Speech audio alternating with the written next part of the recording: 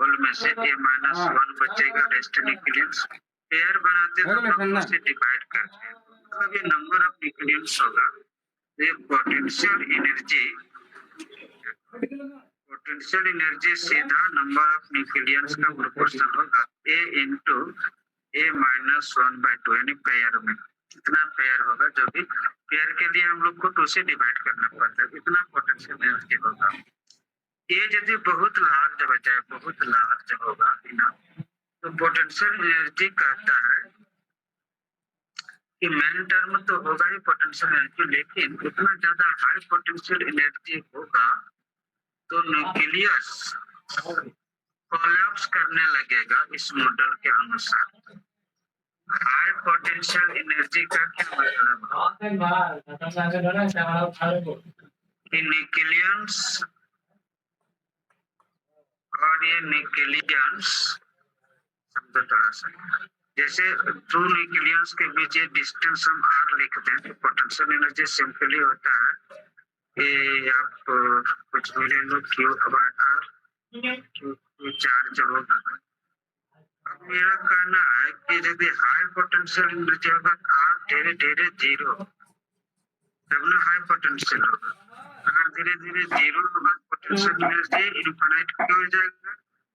Potential energy infinite करने मतलब एक पार्टिकल पर दूसरा पार्टिकल चल जाएगा, ऐसा कि न्यूक्लियस रह ही नहीं पाएगा वहाँ। इतना ज्यादा रिकर्सिव फोर्स क्रिएट हो जाएगा कि रह ही नहीं पाएगा। तो कहता है कि इस मॉडल के अनुसार यदि हाईली पैक्ड है, एक न्यूक्लियस दूसरे न्यूक्लियस को कोलाइड करने लगेगा हाई पोटेंशियल एनर्जी के साथ, तो रिजल्ट क्या होगा? रिजल्ट ये प्रिवेंट करना कौन चाहेगा हाई पोटेंशियल एनर्जी नहीं हो।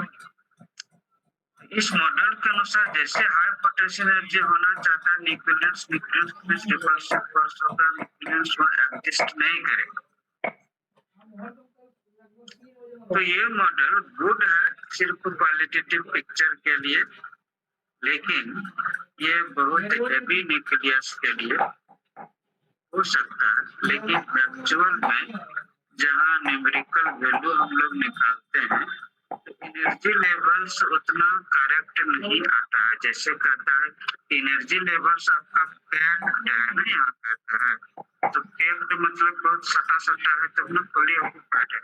लेकिन जब कैलकुलेशन करने लोग जाता है नंबर ऑफ न्यूक्लियंस लेकर के एक एनर्जी लेवल्स में कितना हो सकता है, उतना करेक्ट नहीं आता है जितना कि होना। जिससे कहाँ से पता चलेगा?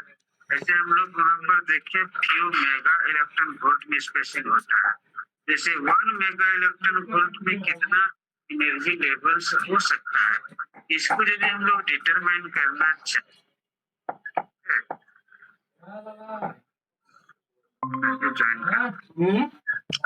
इसको यदि निकालना चाहें तो उतना करेक्ट नहीं आता, करेक्ट नहीं आता, इसलिए यह मॉडल फेल हो जाता है।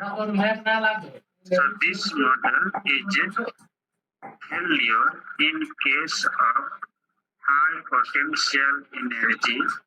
The levels are not so degenerate or fully occupied when the energy levels are calculated. जब एनर्जी लेवल्स को कैलकुलेशन किया जाता है तो नहीं आता उतना करने का मतलब। इसलिए दिस मॉडल इज फेलियर और हाई पोटेंशियल एनर्जी, ये हम लोग याद रखते हैं।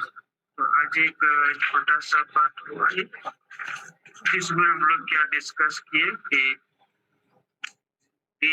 जेनेरिक गैस मॉडल या फर्मी गैस मॉडल।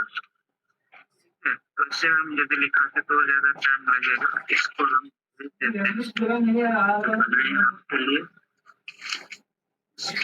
भेज देते हैं, आप लोग इसको लिखिए और फिर तब नेक्स्ट क्लास में हम लोग मॉडल देखते हैं। दूसरा मॉडल तो दिया गया है पढ़ने, ठीक इसमें कोई ज्यादा बातें नहीं थी कि डिजेनरेट मतलब पूरा भरा हुआ, फुल्ली ऑक्यूपाइड। फर्मी ने सजेस्ट किया था कि न्यूक्लियस बिल्कुल एक गैस के जैसा होता है। जो भी इसका पिक्चर लिया कि न्यूक्लियस एक गैस है मानो, जिसमें न्यूट्रॉन्स प्रोटॉन्स रहता है, वह पार्टिकल्स है उसका। तो इस मॉडल में न्यूक्लियस के बीच जो पेयर पेयर में न्यूक्लियस रहता है उसके बीच कोई फोर्स नहीं कंसीडर किया गया, और यह सरफेस इफेक्ट भी शो नहीं करता है, जो जस्ट लाइक कैपिलरिटी की तरह होता है, यानी किसी आकर्षण जैसा होता है पहले पहले।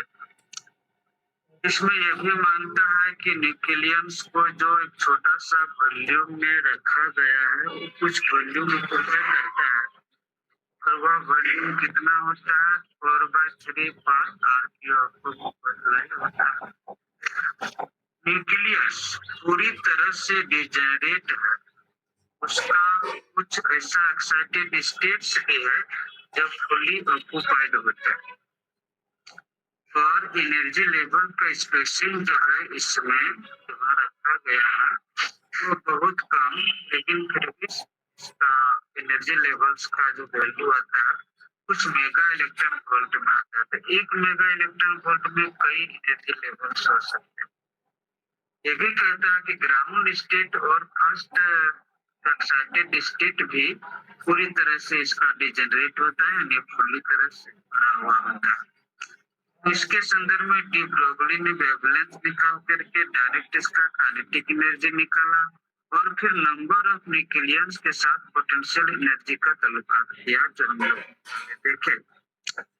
तो पहले डी ब्रोगली वेवलेंथ आपको पहले पढ़ाया गया था, फिजिकल टेस्ट बाय लैम्डा से हम लोग इसका यूज किए, और फिर ये जो इसका न्यूक्लियस का वेवलेंथ आता है R/3, ये जहाँ की एटॉमिक मास नंबर है उसको रख करके और मोमेंटम निकाले, मोमेंटम निकाल करके काइनेटिक एनर्जी निकाले, और काइनेटिक एनर्जी के बाद पोटेंशियल एनर्जी देखिए। पोटेंशियल एनर्जी में डिस्कस किया गया कि पोटेंशियल एनर्जी इसका इतना हाई हो जाएगा कि एक न्यूक्लियस दूसरे न्यूक्लियस पर चढ़ जाएगा यदि डिस्टेंस डिस्टेंस है। वैसा यदि होगा तो फिर न्यूक्लियस एक साथ नहीं रह पाएगा, नहीं रह पाएगा तो न्यूक्लियस का एग्जिस्टेंस ही समाप्त हो जाएगा। तो ये तो ठीक है, क्वालिटेटिव आप कह सकते हैं कि जैसा गैस कोई बर्तन में भरा होता है और थोड़ा मूव करता है, उसी तरह न्यूक्लियस भी करेगा। तो न्यूक्लियस जब उस तरह से करेगा तो हाई पोटेंशियल एनर्जी कैसे होगा? हाई पोटेंशियल एनर्जी में तो उसका काइनेटिक एनर्जी सिमट जाएगा, खत्म हो जाएगा, फिर तब ब्रोगली वेवलेंथ कहाँ आएगा? इस तरह से एक्सप्लेन करने में यह मॉडल क्लियर हो जाता है। तब जाकर के ऐसे लिक्विड मॉडल हम पढ़ा दिए थे उस दिन, लिक्विड मॉडल स्टार्ट हुआ, यानी गैस नहीं है तब लिक्विड में है, लिक्विड जैसा। और लिक्विड मॉडल में भी जब आपने देखा लास्ट क्लास में कि कुछ कारण से कुछ स्टेबल फैक्टर्स को जैसे मैग्नेटिक ये सब का एक्सप्लेन नहीं कर पा रहा था, बहुत ज्यादा स्टेबिलिटी के बाद नहीं कर पा रहा था, तब इसको हटा करके आया और एक मॉडल नेक्स्ट बार यदि हम लोग सेल मॉडल लिखते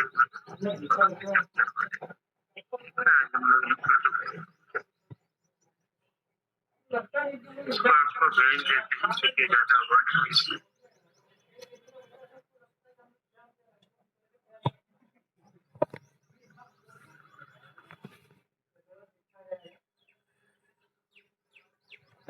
अभी